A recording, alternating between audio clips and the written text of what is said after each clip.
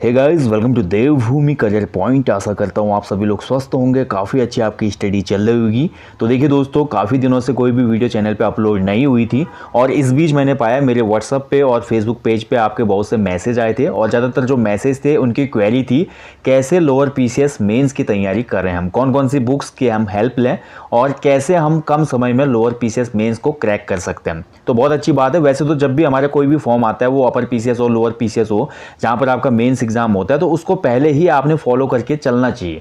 यानी कि ऐसा नहीं कि प्री देने के बाद ही मेंस की तैयारी में संलग्न होना अच्छी बात नहीं, आपको पहले से ही मेंस की तैयारी में रहना चाहिए। लेकिन अभी भी क्योंकि आयोग ने ये बोला है जो आपका लोअर पीसीएस का एग्जाम है मेंस, वो अप्रैल माह के दूसरे या तीसरे हफ्ते में होगा। यानी कि अप्रैल में होना है आपका जो लोअर पीसीएस आपका एग्जाम हो इसका मेंस। तो आपके पास अभी से अगर हम आकलन करें तो लगभग 100 से प्लस दिन बचते हैं। तो क्या 100 दिनों में मेंस की तैयारी हो सकती है लोअर पीसीएस की? बिल्कुल हो सकती है, लेकिन थोड़ा आपको एफर्ट ज़्यादा लगाना पड़ेगा। आपको जो है राइटिंग प्रैक्टिस ज़्यादा करनी पड़ेगी इसमें, ठीक है। तो इन्हीं बातों को यहाँ पे डिस्कस करने वाले हैं आज के इस वीडियो में कि आपको लोअर पीसीएस के लिए किन किन बुक्स को फॉलो करना चाहिए, क्या प्लान रहेगा, पेपर कैसा आया था प्रीवियस ईयर का, इस पर डिस्कस करना आवश्यक है। सेकेंड पेपर कैसा रहेगा, एसए वाला, ड्राफ्टिंग वाला, वो ज़्यादा महत्वपूर्ण है क्योंकि वो कहीं ना कहीं आपका स्कोर गेनिंग वाला पेपर है वो। अगर उसमें आप अच्छा स्कोर गेन करते हैं तो अगर जीएस में कम भी होता है तो आप दौड़ में रहेंगे। तो उससे संबंधित कुछ बातें डिस्कस करेंगे, ठीक है। तो वेरी इंपॉर्टेंट है। इस बीच मुझे ज़्यादातर क्वेश्चन यही प्राप्त हुए लोअर पीसीएस मेंस से कि किन बुक्स का रेफरेंस लेना चाहिए, किन बुक्स से हम अच्छी तैयारी कर सकते हैं इस मेंस की। तो देखिए, आप सभी को पता है यहाँ पे जो लोअर पीसीएस का प्री एग्ज़ाम हुआ था, प्री एग्ज़ाम इस बार काफ़ी ठीक ठाक आया था। मतलब ऐसा नहीं था कि बहुत ज़्यादा सरल भी नहीं था, बहुत कठिन भी नहीं था। यानी कि कट ऑफ तो थोड़ा आपके रहने वाले 95 प्लस जनरल वाले जो है वो कट ऑफ उनकी रहेगी, 95 प्लस मेरे हिसाब से भी रहेगी। तो जिस जिस भी कैंडिडेट के इतने मार्क्स से ऊपर आ रहे हैं तो उन लोगों को मेंस की तैयारी करनी चाहिए। बाकी देखिए, मेंस में आपके दो पेपर होते हैं। पहला पेपर जीएस का होता है 200 मार्क्स का और दूसरा पेपर आपका ऐसे राइटिंग और ड्राफ्टिंग का होता है 200 मार्क्स का। यानी कि 400 मार्क्स का आपके पेपर हो गए, 50 मार्क्स का आपका इंटरव्यू होता है इसमें, ठीक है। तो सबसे पहले हम 2016 का जो जीएस का पेपर हुआ था आप देख सकते हैं, इसमें आपको देखने को मिलेगा दोस्तों, टोटल इसमें 20 क्वेश्चन आपको देखने को मिलेंगे। 20 क्वेश्चन होते हैं जीएस के, अलग अलग यहाँ पे अलग अलग आपका सब्जेक्ट से क्वेश्चन बने होते हैं और 20 क्वेश्चन बने होते हैं। एक क्वेश्चन की जो वर्ड लिमिट होती है वो 100 वर्ड्स की होती है। यानी कि किसी भी प्रश्न का अगर आपने उत्तर देना है तो 100 शब्दों में देना है। और कभी कभी क्या होता है, देखिए क्वेश्चन को 4 पार्टों में डिवाइड कर देता है एग्जामिनर। ये देखिए, जैसे कि पहला क्वेश्चन आप देख रहे हैं ना, भारत के नागरिकों के मूल कर्तव्यों का उल्लेख कीजिए। सीधे पॉलिटी से क्वेश्चन बना है, ज़्यादा कठिन क्वेश्चन है नहीं, 100 शब्दों में लिखना है इसको आपने, 10 मार्क्स का क्वेश्चन हो गया। और ऐसे ही जब दूसरे क्वेश्चन की हम बात करते हैं तो इस पर आपको संक्षिप्त टिप्पणियां लिखनी है मात्र 25 वर्ड्स में। यानी कि इसमें जो लिमिटेशन है किसी भी आंसर राइटिंग की, किसी भी क्वेश्चन के आंसर राइटिंग की, वो 100 वर्ड्स की है। बट उसी क्वेश्चन को अगर 4 भागों में तोड़ देता है एग्जामिनर तो फिर आपकी जो राइटिंग है 100/4 यानी कि 25 वर्ड्स में आ जाती है। अब जैसे यहाँ पे आपका देखिए सेकंड क्वेश्चन में बोला कि संक्षिप्त टिप्पणी लिखने, 10 मार्क्स का ये क्वेश्चन भी है, यानी कि 2.5 नंबर के सभी प्रश्न हो गए। मृदा स्वास्थ्य कार्ड योजना क्या है, इस पर आपने लिखना था। किसान काल केंद्र, नीली क्रांति क्या है। तो 25 शब्दों में अगर नीली क्रांति को भी आप व्याख्यात करते हैं तो इसमें इतना ही होगा कि नीली क्रांति जो है ये मत्स्य उत्पादन से संबंधित है और इसे ऐसे ऐसे शुरू किया गया था। बस इतने में आपके 25 शब्द हो जाते हैं। यहाँ पे एग्जामिनर ये देखना चाहता है कि आपको इन संबंधित जो भी टॉपिक दिए गए हैं या संबंधित जो भी आपका शीर्षक दिए गए हैं, इनसे संबंधित आपको कितना ज़्यादा नॉलेज है। यानी कि आपको खाली इसको डिस्क्राइब करना है थोड़े से 25 शब्दों में। तो या तो ऐसे बनेगा, अब यहाँ पे 100 शब्दों में बना क्वेश्चन तो यहाँ पे थोड़ा आपका लेंदी होगा आंसर, ठीक है। और अगला जैसे हम क्वेश्चन देखते हैं, अगला क्वेश्चन देखिए, राष्ट्रीय ग्रामीण स्वास्थ्य मिशन, यहाँ पे NHRM पूछ लिया, नेशनल NRHM पूछ लिया, यहाँ पे नेशनल रूरल हेल्थ मिशन क्या है। तो इसके अंतर्गत जो भी कार्य होते हैं उनका उल्लेख करना था 100 शब्दों में, देखिए, ठीक है। फिर से आपका 10 मार्क्स का। तो इसी तरह से आपके 20 क्वेश्चन इसमें पूछे जाते हैं। तो ये 20 क्वेश्चन कौन कौन से सेक्टर से पूछे जाएंगे वो अभी हम डिस्कस करेंगे, इसीलिए मैं बुक्स भी बताऊंगा आपको कौन कौन सी बुक्स। देखिए, अगर हम 2016 का पेपर देते हैं ना मेंस का, तो मैंने इसमें पाया है, देखिए इसमें ज़्यादातर जो क्वेश्चन बने हैं वो स्कीम से बने हैं। देखिए योजनाओं से कितने क्वेश्चन बने, अगर आप ध्यान से देखिए आप ध्यान से देख लीजिए, जैसा कि हम पहले देख चुके हैं इसमें। यहाँ पर आप देखते हैं मृदा स्वास्थ्य कार्ड योजना क्या है और NRHM क्या है, national rural health mission. Smart city जो है क्या है, देखिए फिर से देखिए, आप देख लीजिए। और फिर उसके बाद भारत निर्माण योजना के बारे में क्या जानते हैं, नमामि गंगे। और इसके अलावा देखिए हमारा जननी सुरक्षा योजना, जननी शिशु सुरक्षा कार्यक्रम, राष्ट्रीय बाल स्वास्थ्य कार्यक्रम, आशा योजना क्या है, कौशल विकास उद्यमता नीति 2015 क्या है, देखिए बेटी बचाओ बेटी पढ़ाओ के बारे में लिखिए, सबके लिए आवास शहरी मिशन क्या है, देखिए जो हमारे 2022 तक है। मुख्यमंत्री स्वास्थ्य बीमा योजना देखिए, ऐसे प्रधानमंत्री मुद्रा योजना, अटल पेंशन योजना, देखिए योजनाओं से कितने क्वेश्चन बने हैं। यानी कि आपको अपडेटेड होने की ज़रूरत है। आपको ये ध्यान रखना होगा 2019, 20, 21 में जितनी भी महत्वपूर्ण कुछ योजनाएं आई सेंट्रल गवर्नमेंट की और उत्तराखंड स्टेट गवर्नमेंट की, उनको फोकस करना होगा आपने, क्योंकि यहाँ से क्वेश्चन बने हैं। इसके बाद देखिए आपको इन स्थलों का महत्व बताना है। देखिए फिर एक क्वेश्चन को 4 खंडों में डिवाइड कर दिया, यानी कि 2.5 नंबर में और 25-25 वर्ड में। कालसी के बारे में थोड़ा बहुत लिखना है, हेमकुंड साहिब, कलियर शरीफ, देवप्रयाग, ठीक है। तो इनके बारे में संक्षिप्त में आपको महत्व बताना है। जैसे क्वेश्चन की डिमांड है वो देखना है आपने, महत्व बताना है, यानी कि इंपॉर्टेंस बतानी है इस प्लेस की। कालसी की क्या इंपॉर्टेंस है, हेमकुंड साहिब की बात करें तो ये नहीं बताना है आपको कि 7 पहाड़ियों के बीच में घिरा हेमकुंड साहिब। यहाँ पे इंपॉर्टेंस पूछा जा रहा है। इंपॉर्टेंस ये हेमकुंड की कि हेमकुंड जो है चमोली में स्थित है और ये सिख रिलीजन के जो व्यक्ति हैं उनका एक पवित्र स्थल है। यही तो इंपॉर्टेंस है हेमकुंड की। और यहाँ पे गुरु गोविंद सिंह वगैरह ने तपस्या वगैरह की थी, जिससे काफ़ी श्रद्धालु आते हैं यहाँ पे प्रतिवर्ष, है ना। तो ऐसे आंसर राइटिंग करनी है जो डिमांड है क्वेश्चन की। ये नहीं कि आपको आता है उस चीज़ के बारे में और आपने जलेबी बना दी पूरी। एग्जामिनर को जलेबी पसंद नहीं है, एग्जामिनर को काजू कतली चाहिए, यानी कि एग्जैक्ट छोटा सा पीस बट ब्यूटीफुल। तो वही चीज़ होती है एग्जाम में आंसर राइटिंग में, ठीक है। तो इस चीज़ का हमेशा ध्यान रखें। मैंने उत्तराखंड के एस्पिरेंट को देखा है, वो ज़्यादातर ओवर राइटिंग करते हैं कभी भी वोमेंस में, तो ओवर राइटिंग कभी नहीं करना है। देखिए उत्तराखंड के राष्ट्रीय अभ्यारण्यों का विवरण देना है 100 शब्दों में। अब 100 शब्दों में आपको उत्तराखंड में 6 राष्ट्रीय उद्यान है। अगर आप केवल कार्बेट के बारे में भी लिखेंगे ना 100 से ज़्यादा हो जाएंगे। तो आपने क्या लिखना है इसमें बताइए। इसमें आपको फ्लो चार्ट बनाना चाहिए मेरे हिसाब से। उत्तराखंड में आपने लिखना चाहिए, उत्तराखंड में यहाँ पे 6 राष्ट्रीय उद्यान है और बीच में राष्ट्रीय उद्यान लिखने के बाद आपको पहला जिम कार्बेट लिखना चाहिए यहाँ पे, और इसकी स्थिति कहाँ पे है, स्थापना कब हुई और स्पेशलिटी क्या है। ऐसे ही आपको फ्लो चार्ट बना देना चाहिए 6 के 6 पार्कों का, उनकी स्थापना का वर्ष, उनकी लोकेशन, अगर उनका क्षेत्रफल भी लिख पाए तो अच्छी बात है, और वो स्पेशली किस एनिमल के कंजर्वेशन के लिए फेमस है या कौन सा एनिमल वहाँ पे विशेषता है, ठीक है। तो ये चीज़ें अगर आप बनाएंगे तो आपको एग्जामिनर का फोकस अच्छा रहेगा और ज़्यादा उलझनों में वो भी नहीं रहेगा। उसको पता है कि आपके पास नॉलेज है। मेंस या आंसर राइटिंग का मतलब इतना ही होता है, एग्जामिनर ये देखना चाहता है कि आपका नॉलेज कितना है, आप कितने अपडेटेड हैं, ठीक है। और आप जो है अपने जो आप भारत के संदर्भ में बात करूँ या अपने स्टेट के संदर्भ में बात करूँ, तो स्टेट में जो आपकी स्टेट गवर्नमेंट की स्कीम चल रही हैं, पॉलिसीज चल रही हैं, या आपके आसपास के इन्वायरमेंट में बोल सकते हैं, एटमॉस्फेयर में जो भी चीज़ें घटित हो रही है, आप उनसे कितने अपडेटेड हैं, ये चीज़ें जानने का ही यहाँ पे जानने के लिए ही मेंस को यहाँ पे क्रिएट किया जाता है एक हिसाब से। क्योंकि पढ़ तो कोई भी लेता है यार, अगर एक ह्यूमन 100 दिन तक एक ही चीज़ पढ़ेगा तो क्या उसको याद नहीं होगी। एक एवरेज स्टूडेंट भी मेंस में बहुत अच्छे नंबर ला जाता है, रीज़न यही है, धीरे धीरे वो खुद को अपडेट करता है, वही एग्जाम की डिमांड होती है, ठीक है। बाकी देखिए ऐसे ये पेपर आया था, 20वां क्वेश्चन जो है, ये 20वां क्वेश्चन ह्यूमैनिटीज़ के स्टूडेंट्स के लिए कहीं ना कहीं डिफिकल्टी पैदा करेगा, क्योंकि ये मैथमेटिक्स का क्वेश्चन होता है जो कि हमारा स्टैटिक्स से है। सांख्यिकी वाला जो पोर्शन है उससे एक क्वेश्चन बनता है 10 नंबर का। आप क्वेश्चन को स्किप तो नहीं कर सकते ना, 10 नंबर स्किप करने का मतलब क्या है, बहुत पीछे हो जाओगे आप। तो ये किस बुक से आपको करना है। वैसे हाई स्कूल में हमारा चैप्टर था, ये हमने पढ़ा है, हाई स्कूल में हम इसको बना लेते थे, है ना। और ये सबसे ईजी भी लगता था उस समय। जब मैंने भी खुद हाई स्कूल का एग्जाम दिया था तो मेरे को बहुत एक एक्साइटमेंट रहती थी सांख्यिकी वाला क्वेश्चन करने की, और जो भी इसमें और चीज़ें होती थी, जैसे हमने बहुलक पढ़ा था और माध्यिका निकालने वाला क्वेश्चन था, तो ये ईजी लगते थे क्वेश्चन। तो यहाँ पर आपको ये क्वेश्चन सॉल्व करना होगा, ठीक है। तो ये तो हो गया हमारा पहला जीएस का पेपर, देख लिया आपने, है ना। अब इसके बाद जो हमारा सेकंड पेपर होगा इसमें ऐसे और ड्राफ्टिंग का, वो पेपर देख लेते हैं। उसके बाद मैं आपको बुक्स के बारे में बताता हूँ, कौन कौन सी बुक्स आपने फॉलो करनी है।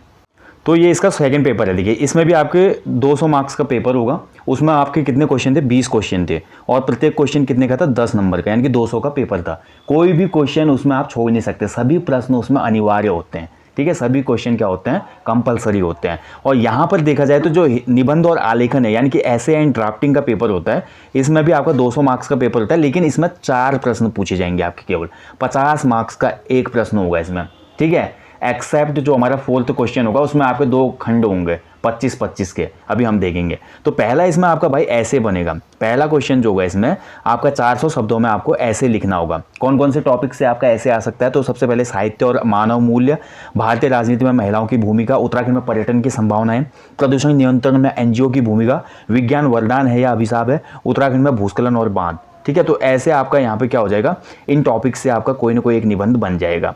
इसके बाद देखिए आपका सिंपली यहाँ पे देखिए दूसरा जो हमारा है, दूसरा जो क्वेश्चन बनेगा आपका, दूसरा क्वेश्चन आपका बनेगा, आपको यहाँ पे शीर्षक वाला जो आपका होता है ना, सारांश लिखने वाला, सारांश, ठीक है। ठीक है, तो ये आपका दूसरा पोर्शन है इसमें, ये भी आपका 50 नंबर का क्वेश्चन होगा, यानी कि जो आपका सारांश का 1/3 में लिखना होता है की पॉइंट के साथ। ठीक है, तो ये वेरी इंपॉर्टेंट है, ये भी आपको प्रैक्टिस करनी पड़ेगी। वैसे देखा जाए तो ना लास्ट टाइम पे जो क्वेश्चन बने थे डायरेक्ट बुक से भी बने थे, वो लास्ट टाइम जो क्वेश्चन बना था सारांश से वो यहाँ से बना था। ठीक है, और इसके बाद देखिए आपका तीसरा जो पोर्शन, ये तो शायद पेपर ही आ गया मेरा, जो पेपर था आई थिंक। ठीक है, यहाँ पर ये सिलेबस नहीं है, माफ़ कीजिएगा, पेपर है ये आपका 2016 का जो, हाँ, निबंध और आलेखन का पेपर हुआ था ना, उसमें ये देखिए निबंध में आपका ये टॉपिक आया था। इनमें से आपको एक टॉपिक पे निबंध लिखना था ऐसे।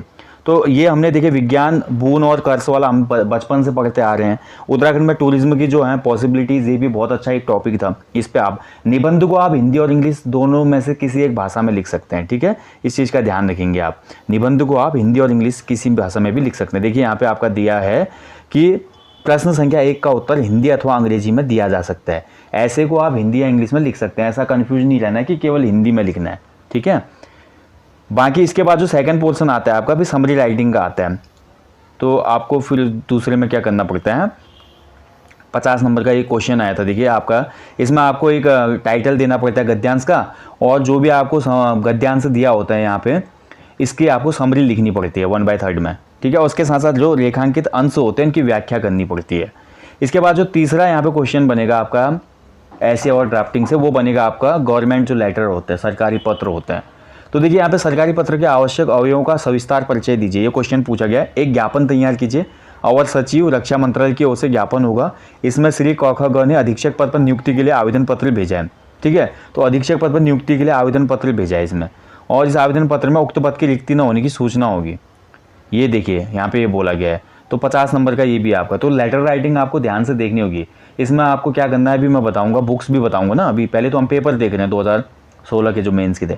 चौथा जो पोर्शन है देखिए मैं आपको बता दूंगा, चौथा क्वेश्चन में आपके दो यहाँ पे क्या आएंगे, दो समरी आएंगे यहाँ पे। ठीक है, यानी कि दो आपके यहाँ पे पैसेज आएंगे, और एक होगा ट्रांसलेट हिंदी टू इंग्लिश, दूसरा होगा इंग्लिश टू हिंदी। तो यहाँ पे आपको जो ये गद्यांश दिया गया देखिए, इस गद्यांश को आपने क्या करना है, हिंदी में है तो इसको इंग्लिश में ट्रांसलेट करना है। 25 मार्क्स इसके लिए होंगे।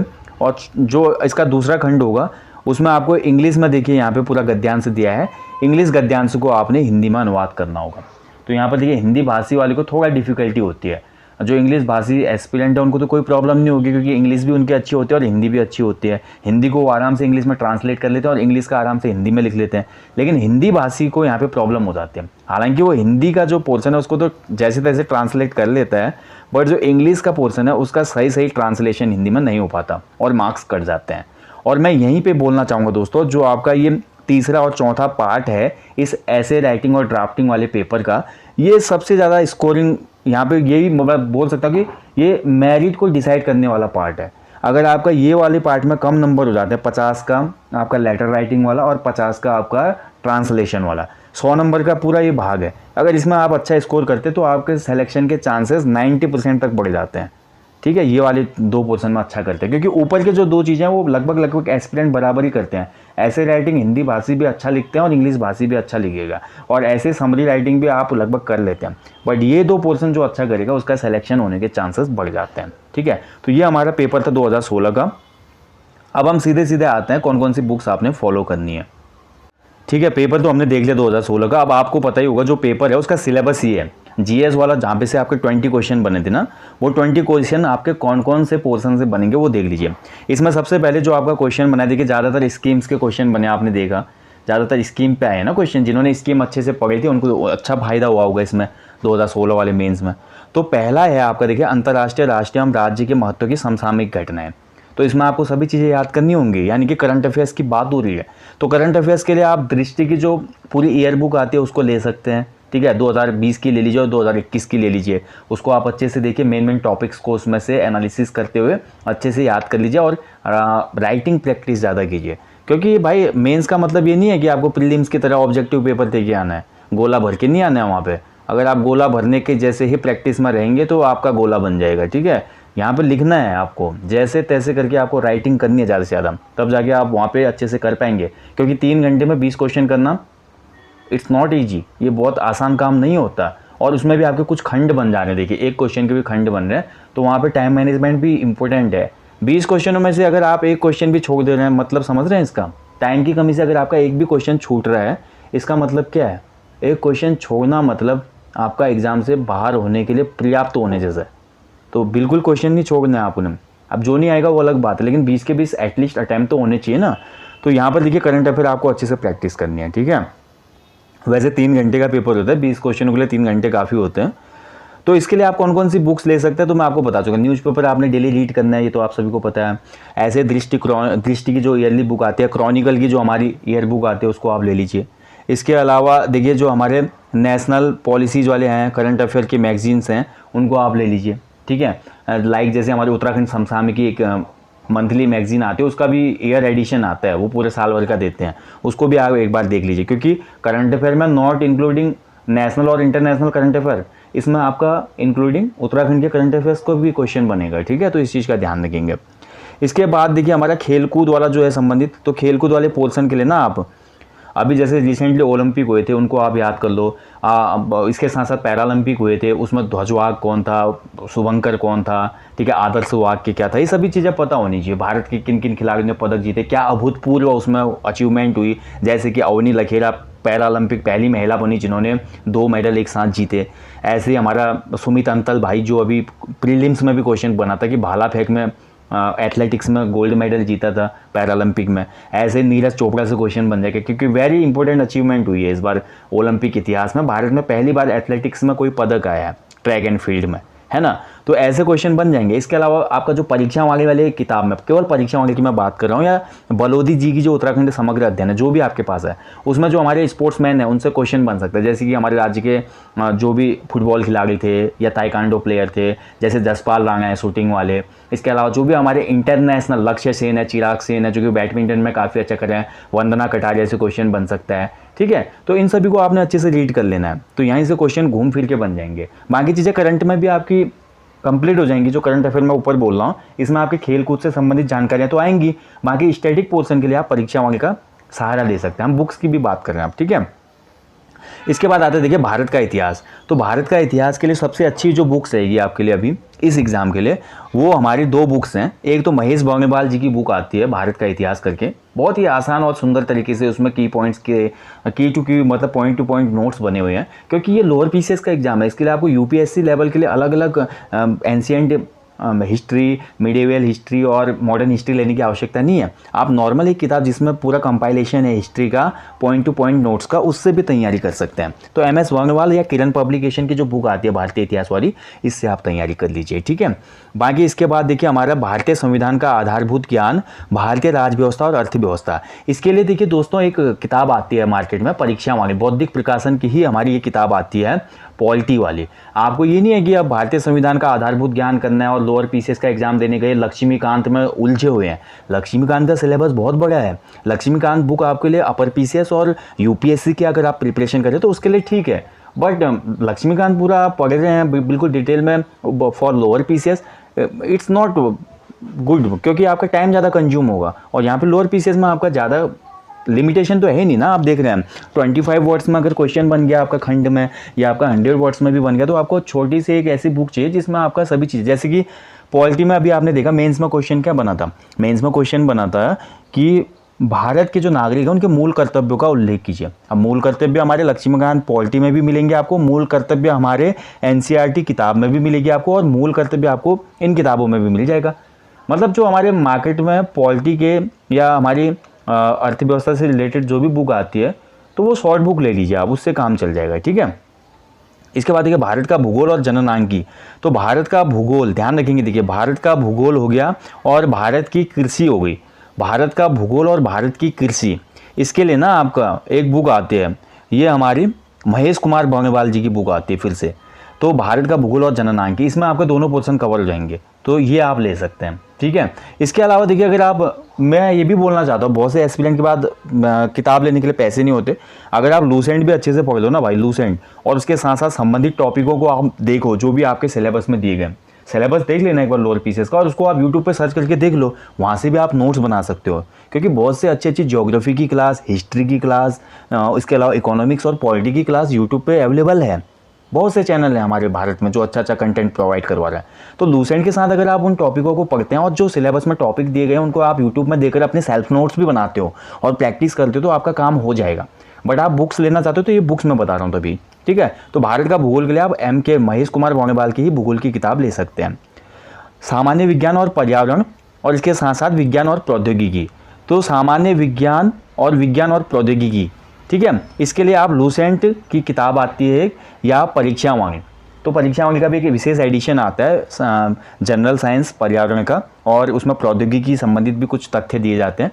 बाकी जो करंट अफेयर्स की बुक लाएंगे ना आप, उसमें आपका प्रौद्योगिकी के संबंध में जो भी नई चीज़ें हुई हैं, जैसे कि हमने कौन कौन से उपग्रह प्रक्षेपित किए हैं, इसके अलावा हमारी कौन कौन सी मिसाइल डेवलप हुई है, ठीक है, जो भी ऐसे टाइप के क्वेश्चन बनते हैं वो आपको मिल जाए। कौन सा टैंक, कौन सी स्वदेशी पनडुब्बी, ऐसे बहुत से क्वेश्चन बनते हैं ना, तो वो करंट में भी कवर हो जाएंगे। बाकी चीज़ें आपकी लूसेंट और परीक्षावाणी इसके लिए आप ले सकते हैं, ठीक है। भारतीय कृषि के लिए आपने अलग नहीं लेनी है, भूगोल वाली ही जो आपकी बुक आएगी उसको आप देख लीजिएगा, कृषि का उसमें पोर्शन मिल जाएगा आपको, और नहीं भी मिलेगा आप यूट्यूब से इसको अच्छे से प्रिपेयर कर सकते हैं। इसमें आप देख सकते हैं जो भी टॉपिक है इसके अंतर्गत। देखिए इसमें क्या टॉपिक है, श्वेत क्रांति क्या है, पीत क्रांति क्या है, ये आप सर्च भी करेंगे यूट्यूब में तो यहीं से नोट्स बना सकते हैं।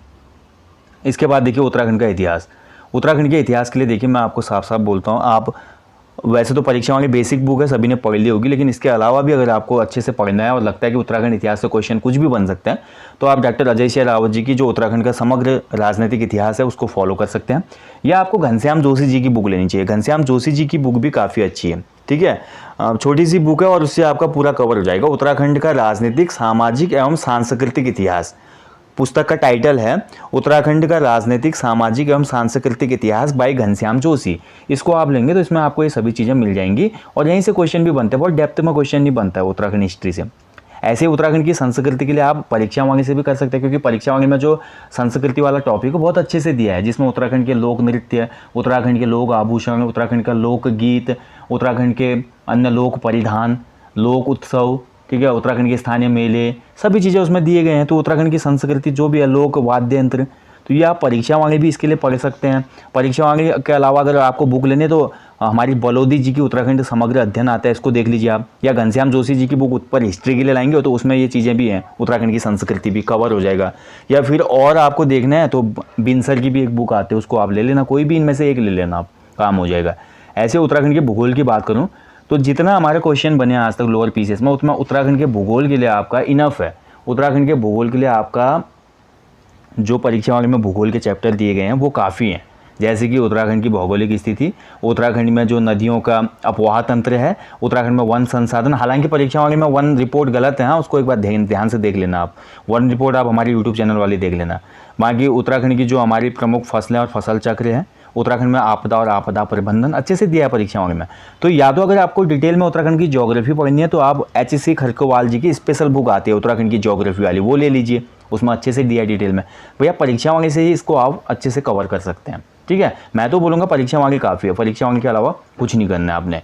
इसके अलावा देखिए अगला जो टॉपिक है वो भी आपका नॉर्मल है, उत्तराखंड का आर्थिक, राजनीतिक एवं प्रशासनिक परिवेश। तो प्रशासनिक व्यवस्था की जो पृष्ठभूमि है, इसके लिए आप परीक्षावाणी की जो उत्तराखंड वाली बुक आती है वो ले सकते हैं, या आप राजेंद्र बलोदी जी की जो हमारी उत्तराखंड समग्र अध्ययन है, इससे आप प्रिपरेशन कर सकते हैं, ठीक है। तो ये सभी चीज़ें आप देख लेंगे। और ऐसे ही उत्तराखंड के आर्थिक और प्राकृतिक संसाधन के लिए भी आप परीक्षावाणी या उत्तराखंड समग्र अध्ययन, ये बुक्स काफ़ी हैं, ठीक है। तो यानी कि कुछ ही बुक्स लेने से ही आपका काम हो जाने वाला है लोअर पीसीएस मेंस का। और देखिए अगर आपको डिटेल में जाना है, मैं आपको देखिए सिंपली बोलना चाहूँगा, देखिए उत्तराखंड का जितना भी पोर्शन है ना, उत्तराखंड का इतिहास, उत्तराखंड की संस्कृति, उत्तराखंड का भूगोल और जननांकी, उत्तराखंड का आर्थिक, राजनीतिक और प्रशासनिक परिवेश, इसके लिए आप हमारा जो एप्लीकेशन है ना, हमारी एंड्रॉयड एप्लीकेशन है देवभूमि करियर पॉइंट के नाम से, इस वीडियो के डिस्क्रिप्शन बॉक्स में लिंक मिल जाएगा, अगर अभी तक आपने डाउनलोड नहीं किया। वहाँ पर एक उत्तराखंड जीके का कोर्स है, फुल कोर्स, उसमें आप देखेंगे बहुत डिटेल में आपको कोर्स मिल जाएगा। अगर आपको बुक्स नहीं लेनी है और इन सभी टॉपिक्स को क्लियर करना है तो आप हमारे कोर्स से भी कर सकते हैं। उत्तराखंड जीके का कोर्स ले लीजिएगा हमारे एप्लीकेशन के स्टोर पे जाके, ठीक है, प्ले स्टोर से डायरेक्टली डाउनलोड कर सकते हैं या हमारे लिंक से भी डाउनलोड कर सकते हैं एप्लीकेशन को। तो यहाँ पे आपको उत्तराखंड जीके के कोर्स में सभी चीज़ें मिल जाती हैं, जितने भी टॉपिक इसके अंदर आए हैं। तो आपको बिल्कुल निश्चिंत रहना है, या आप इन बुक्स को ले लो, मैं ये नहीं बोला कि मेरे कोर्स को लो आप, ये आपकी स्वेच्छा है। अगर आप अफोर्ड कर सकते हैं और अच्छे से समझना चाहते हैं टॉपिक को, क्योंकि एक समझाया हुआ टॉपिक पढ़ने से कहीं बेहतर होता है, वो आपको एग्जाम में भी क्लिक हो जाता है माइंड में। जैसे कि मैंने आपको पढ़ाया होगा कहीं पे, उत्तराखंड में जो पंचायती राज है, वो अगर आप बुक से पढ़ के कुछ पॉइंट मिस भी हो रहा है तो मेरा लेक्चर अगर आपने सुना होगा तो वो याद आता है। वो सभी के साथ होता है भाई, स्वाभाविक है। हम जो सुनते हैं और देखते हैं वो ज़्यादा एब्जॉर्ब होता है, बशर्ते जो हम पढ़ेंगे उससे, ठीक है। तो ये है। और उसके बाद लास्ट जो टॉपिक है देखिए आपका सांख्यिकी विशेषण। तो मैंने बोला ना जो लास्ट 20वां क्वेश्चन आएगा आपका जीएस का, वो आपका स्टैटिक्स से क्वेश्चन बनेगा। तो उसमें आपकी आलेख बनाना पड़ता है। तो उसके लिए देखिए यूट्यूब चैनल पे आप देख सकते हैं वीडियो, या आप हाई स्कूल की किताब ले सकते हैं, हाई स्कूल की आसपास से अपने दोस्तों से मांग सकते हैं किसी से भी, उसमें आप देख लीजिएगा सॉल्व कैसे करना है। या एक DN श्रीवास्तव जी की बुक आती है स्टैटिक्स वाली, वो आप ले लेना, या के उपाध्याय जी की बुक आती है। तो कोई भी बुक ले लो यार स्टैटिक्स की। मैं तो ये बोलूँगा कि यार मत लो, स्टैटिक्स को सॉल्व करने की मेथड यूट्यूब पर देखो, अपने नोट्स बना लो। सिंपली बोलूँगा किताब पे क्यों वेस्ट करना, और नहीं समझ में आता तब किताब लो, ठीक है। या किसी हाई स्कूल वाले बंदे के पास चलाओ, तेज तर्रार जो बंदा है उससे थोड़ा आप ले लो, गाइडेंस ले लो, वो आपको बता देगा मैथ कैसे सॉल्व करनी है स्टैटिक्स वाली, कैसे इसमें ग्राफ चार्ट बनाते हैं, या कैसे जो भी क्वेश्चन बनेगा आपका उससे संबंधित। आप जैसे लास्ट ईयर का क्वेश्चन देख लो, वैसा ही क्वेश्चन बनेगा, अभी भी ग्राफ बनाना होगा हमको, तो कैसे करना है तो यूट्यूब से भी आप देख सकते हैं, ठीक है। तो ये हो गई दोस्तों हमारे जीएस की बुक्स। जीएस में लगभग सभी, मैं आपको आज एक फैक्ट की बात बताता हूँ। ये जो 20वां क्वेश्चन आएगा ना स्टैटिक वाला, चलिए मान लीजिए मैथ वाले ने सही कर दिया और ह्यूमैनिटीज़ वाले का गलत हो गया।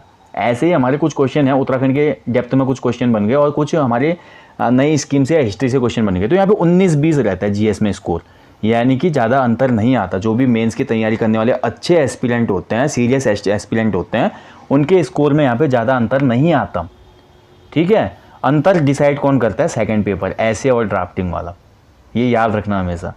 उसमें ज़्यादा मेहनत करनी है और अच्छे से लिखना है। उसमें अगर अच्छा स्कोर कर दिया तो समझ लो आपका सिलेक्शन हो गया। तो सेकंड पेपर के लिए कौन कौन सी बुक आप देखिए, 4 क्वेश्चन आएंगे इसमें। सबसे पहले निबंध आएगा। निबंध के लिए देखिए आप फॉलो कर सकते हैं, एक निबंध माला करके बुक आती है अरिहंत की, उसमें बहुत से ऐसे दिए होते हैं, ठीक है। और ये भी ध्यान रखना है आपने, जो भी ऐसे उसमें दिए हैं वर्ड लिमिटेशन चेक कीजिए। 400 शब्दों में निबंध लिखना है आपने। और निबंध आपका कहाँ से बन सकता है, या तो लिटरेचर और कल्चर से बन सकता है, इसके अलावा पॉलिटिकल स्फीयर और सोशल स्फीयर से बन सकता है, उत्तराखंड के सोशल स्फीयर से क्वेश्चन बन सकता है, साइंस इन्वायरमेंट और टेक्नोलॉजी से तो क्वेश्चन हमेशा बनता है, यूपीएससी में बनता है तो लोअर में क्यों नहीं बनेगा।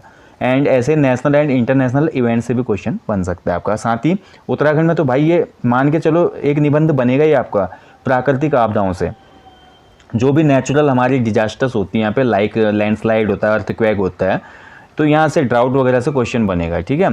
तो ये आपको निबंध के लिए कौन सी बुक लेनी है, तो ये निबंध माला एक बुक आती है अरिहंत प्रकाशन की, योगेश चंद्र जैन इसके राइटर हैं, ये ले लेना आप। या एक निबंध मंजूषा करके भी किताब आती है और उसको भी देख सकते हैं। या सिंपली मैं बोलूँ जो हमारे हाई स्कूल इंटर में आपने देखा होगा, क्योंकि आज हम वही पढ़ते हैं जो हाई स्कूल इंटर में हमने मिस किया, उसी को तो आज हम अच्छे से बारीकी से पढ़ के सिलेक्शन ले रहे हैं, वो इवन यूपीएससी का एग्जाम हो या उत्तराखंड लोअर पीसीएस का एग्जाम हो, है ना। बात तो भाई फतेह की है। हम स्कूल टाइम पे पढ़ते नहीं थे किताबों को अच्छे से, आज उन्हीं किताबों को ध्यान से पढ़ना पड़ रहा है। तो हमारे जो हाई स्कूल इंटर में आपने देखा होगा गाइड आती थी, गाइड में भी काफ़ी ऐसे दिए होते थे, और वो 400 शब्दों में ही होता था, याद है आपको एग्जाम में जो हम लिखते थे। तो वो 400 शब्दों में आप देख लीजिएगा इन निबंधों को, ठीक है, वो भी काम आएगी किताब। इसके बाद देखिए आपका जो हिंदी सारांश लेखन आता है, हिंदी सारांश लेखन में आप एक बुक को फॉलो कीजिए, उसमें आपको 2 फायदे मिलेंगे। हमारे डॉक्टर हरदेव बाहरी की एक किताब आती है सामान्य हिंदी वाली, ठीक है।